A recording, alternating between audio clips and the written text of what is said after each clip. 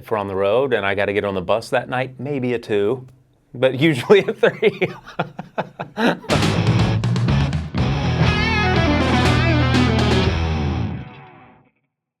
What's up, guys? This is Seth Morrison from the band Skillet, and you're watching Feedback Loop by PRS Guitars. Oh my goodness. With no one else around? Well, since there's no one else around, I'm going to go perfect set to a packed house. It's the age-old saying in golf, if you hit a hole-in-one and no one's there, you didn't get a hole-in-one. I haven't. Yeah. Well, I take that back. Okay, I don't know. Hunter, you can tell me if this counts. I was in Gatlinburg, Tennessee, and there was like a little par 3 course. But you know, like on par 3 courses, some of the holes are like 90 yards, 85 yards. I did hit one on one of those little, but I don't know if that counts, because normally a par 3 is like 160, 180 yards.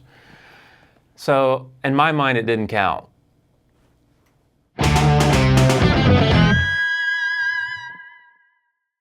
Can I go 2 things? Mm-hmm. I'm going to go my PlayStation, because, and here's the funny thing, I have my PlayStation 3 on the bus because I like to play, we're talking about golf, I like to wind down playing Tiger Woods' PGA Tour at night. And then I always got to have a good book too, because you know, there's so much time to kill during the day. So you're either playing guitar in the dressing room or you're reading. So I'll take out one good book and my PlayStation.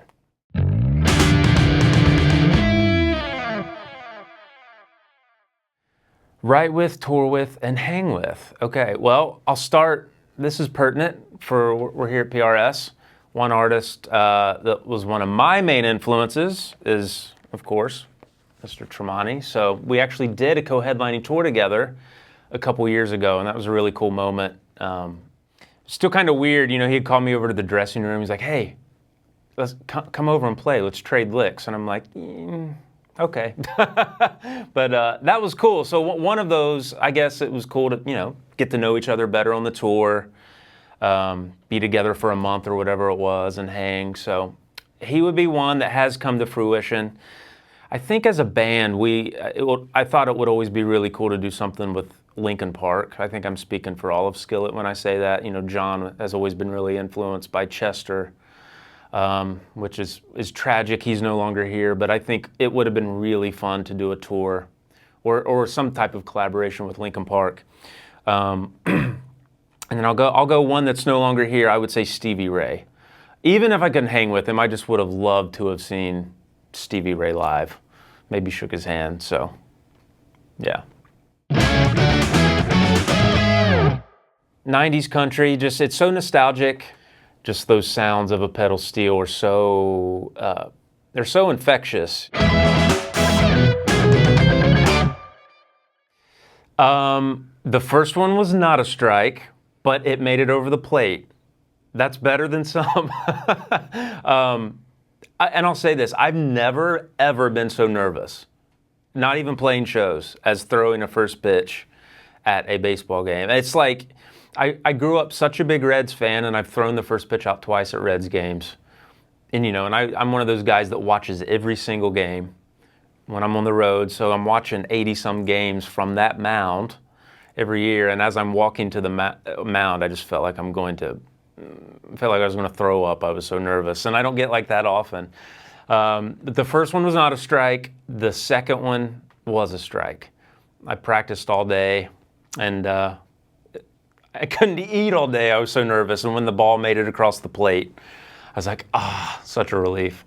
I have the video if you don't believe me. Please welcome lead guitarist for Skillet and huge Reds fan, Mr. Seth Morrison. And catching the pitch for Seth, the Reds' Nick Senzel. No surrender, no trigger, fingers go. All right, fans, again, let's hear it for Seth. A big welcome.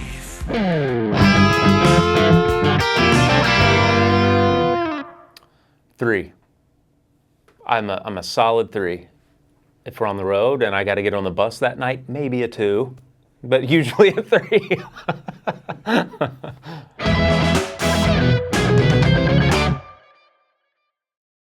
Let me think. That's a hard one. Okay. A little known fact about me, I love 90s country. I'm obviously a rock guy at heart, but I love 90s country. And of course, when you think 90s country and you think guitar, you think Brent Mason. Of course, I mean, he's the one of the chicken picking legends. So that old ragged, his old Fender Telly that he has, that one that's just black and it's got stains all over it. I would just love to hold the thing and just play it. I mean, that thing has been on so many, that thing has been on the albums my dad grew up listening to through the 90s, Alan Jackson, George Strait, Brooks and Dunn, Shania Twain. That thing has recorded a lot of hit songs. So, yeah, I would love to play that thing.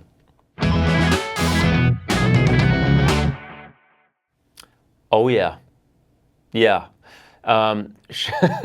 Okay, so shortly after I joined the band, they don't have the festival where it used to be, but there's a festival at Disney World where we would headline on the castle stage at Disney World, and it was really cool because they would integrate the Disney pyro with our pyro show. So like as we were playing our last song, stuff would be going off the castle. And I remember we had a big meeting before the before the show, like the classic "Don't stand here." And you get into the heat of the show, the heat of the moment. I just wasn't thinking about it, and there was pyro on the downstage edge, like right in front of me. I kind of went to the edge of the stage, wasn't thinking about it, and just right in front of me. I'm talking, the ones that shoot you can see from your hotel at Disney. It was kind of like I was in shock for a moment. I guess I didn't realize how bad it was, but after the song was over, our production manager ran out and he's like, "Are you okay?" I was like, "Yeah, should I not be?" I guess I didn't realize how bad it could have been before, but that was probably my closest encounter because yeah, that could have been devastating.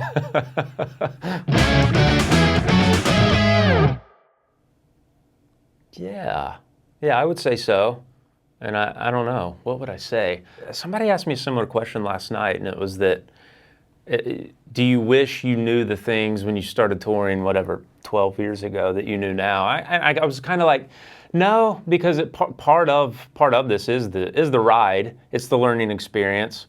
I would approach myself, yeah, but I would say, just enjoy the ride while it's present. Don't always be looking ahead for the next thing or whatever. Just enjoy the ride while you're in the moment. So yeah, it's a good question.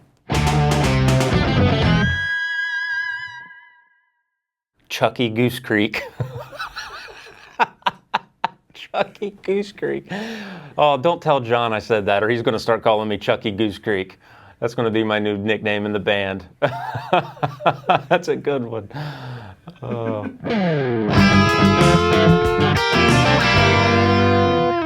People always ask you your favorite barbecue place, I feel like, when you go to Nashville. And I still go with one of the OGs, Jack's Barbecue.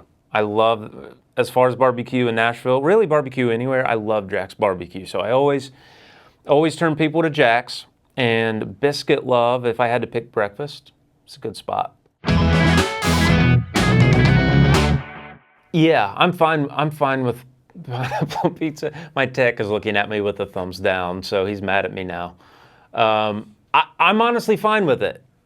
It's a divisive topic. It is a very divisive topic, yeah. And my wife loves pineapple but hates pineapple on pizza. But personally, if you have enough sauce and you have enough cheese, that can mask an array of mistakes. So I'm saying, yeah, it's fine.